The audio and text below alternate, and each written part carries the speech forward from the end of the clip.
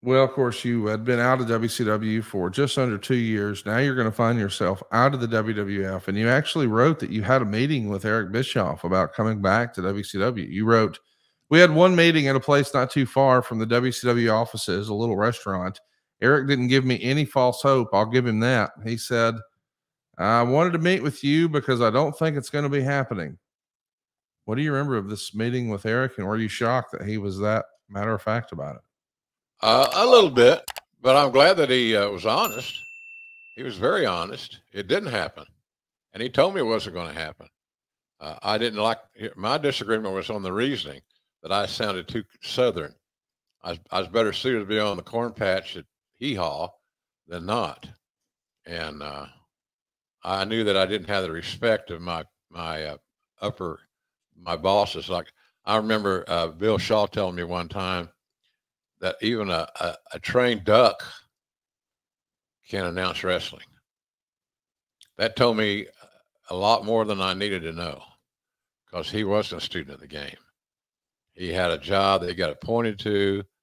He covered his ass on every corner. I never was a big Bill Shaw fan because he was another one of those guys that thought he knew more than he did. And that made it hard to work for him and under him because it bring to you these alleged issues like what you said or how you said something, and it was just not fair, in my opinion. So, but when Eric told me that they had nothing for me, I wasn't totally shocked because he was very straightforward. He was very honest, and I always appreciated that from Eric. And we never always got along good. We get along great now. We really do. And I'm happy for his success on your network and all the other things he's doing. So I got over it, in other words. But at least he was honest. I didn't leave that meeting guessing. Well, here's an option that's still out there. It wasn't out there anymore. I think I could have helped WCW at that time immensely, but that was not the case. It's hard to tell somebody that's in charge that, hey, you're in charge, but you're making some stupid decisions. How would you not want to have JR in the booth? Why wouldn't you? It's got to be somewhat personal. And when it gets to that personal realm, that's when you got to do something. That's when you got to do something about it.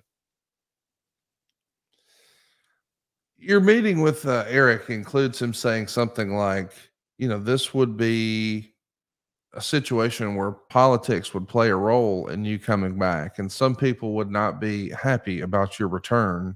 Who do you think he was talking about when he inferred that maybe some folks wouldn't welcome JR back into the Turner org with arms wide open? I'd say announcers.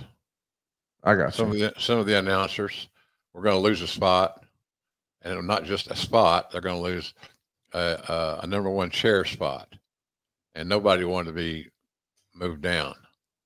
And I don't blame them. Hell, I wouldn't want to either. So I think that's what he meant, is that it was going to upset some people, make them uneasy, stressed out. Because here's the guy that has been in the lead chair forever, and all of a sudden now I'm working with him again.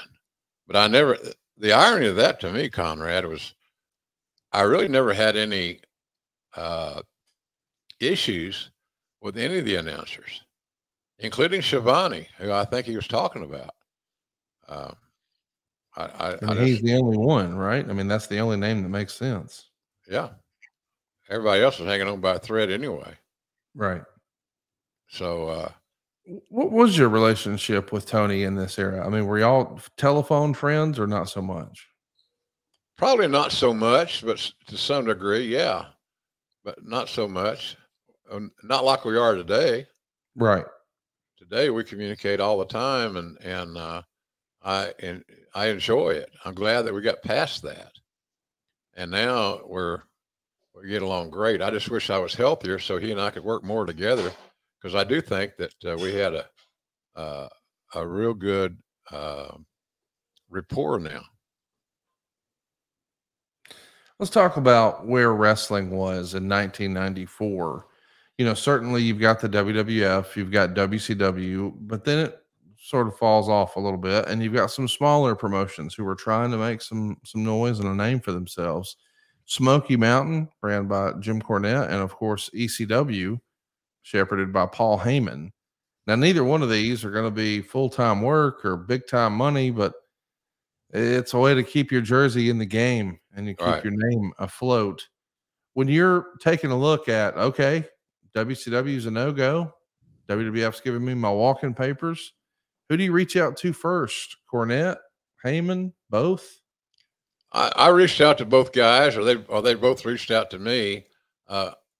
Cornette's deal was never a deal about the money, because they didn't have a budget, and so I got what monies I earned from Corny.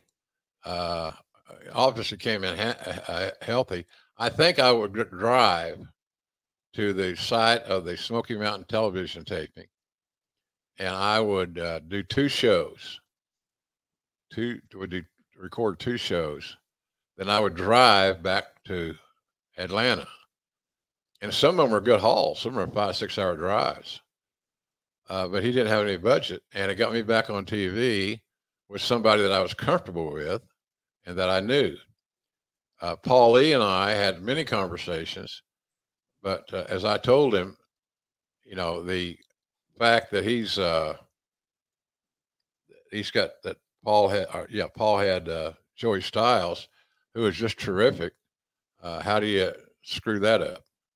And I'm sure Paul, creative as he is, could have figured something out. But I had no axe to grind with Joey Styles. I think he was a great announcer. I think that he could help somebody today if given that opportunity, or if he had the inclination to do so. But I think Paul had a strong allegiance to Joey Styles, which I found to be surprisingly refreshing. So it just never worked out in ECW. I'd have gone there, and I probably would have had a lot of fun working with Paul again, because when we were on, we were pretty damn on the same page as well. So that worked out. Hey, it's Conrad Thompson here to tell you a little more about what adfreeshows.com is all about. Get early, ad-free access to more than a dozen of your favorite wrestling podcasts every single week, starting at just $9. That's less than 20 cents an episode each month. And yes, you can listen to them all directly through Apple Podcasts or your regular podcast apps. How easy is that? Ad-free shows also has thousands of hours worth of bonus content and docuseries like Title Chase, Eric Fires Back, Conversations with Conrad, and The Insiders. Plus new series like The Book with David Crockett, Monday Mailbags with Mike Chioda and Nick Patrick, and a whole lot more. And you want to talk about early? You can't get any earlier than listening to the shows live. You can be a part of the live studio audience as we record the podcast. Plus, ride shotgun alongside your favorite childhood heroes for live watch-alongs, Q&As, and other interactive experiences every single month. Come on now, see for yourself what thousands of other wrestling fans from around the world have discovered, that adfreeshows.com is the best value in wrestling. Check it out today, and hey, when you do, the first week is completely free. adfreeshows.com.